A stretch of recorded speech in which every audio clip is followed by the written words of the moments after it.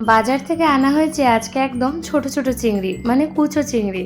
তাই কিছুটা কুচো চিংড়ি দিয়ে প্রথমেই তো এঁচোড় চিংড়িটা রান্না করেছি, আর তারপরে কুচো চিংড়িটা দিয়ে ভাবলাম একটা অন্যরকম কিছু চিংড়ি মাছের বানাই।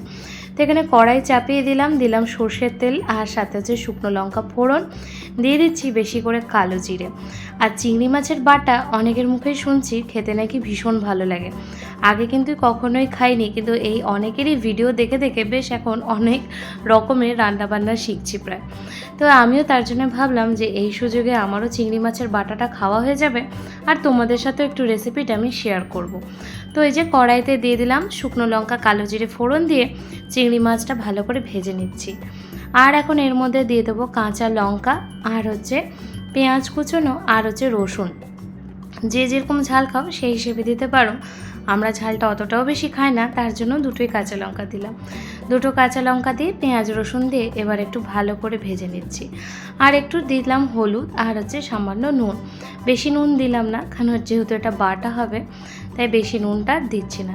যাই হোক, এখানে আমার পুরো ভাজা ভালো মতো হয়ে গেছে। আর এরপরে যখন এটা ঠান্ডা হয়ে যাবে তখন কিন্তু আমি এটাকে অল্প অল্প জল দিয়ে, সামান্য জল দিয়ে চিংড়ি মাছটা খুব ভালো করে বেটে নেব। তো এখানে একদম কমপ্লিট আমার এই চিংড়ি মাছের বাটা। দুর্দান্ত হয়েছিল আজকে দুপুরের মেনুতে, কখনোই খাইনি, কিন্তু তোমরাও যদি অবশ্যই ট্রাই করতে পারো। চিংড়ি মাছের বাটা, আজকে ছিল বেগুন ভাজা, মাছ ভাজা, এঁচোড় চিংড়ির ডাল। তো তোমাদের কেমন লাগলো আজকের এই ব্লগটা অবশ্যই কিন্তু কমেন্ট করে জানিও।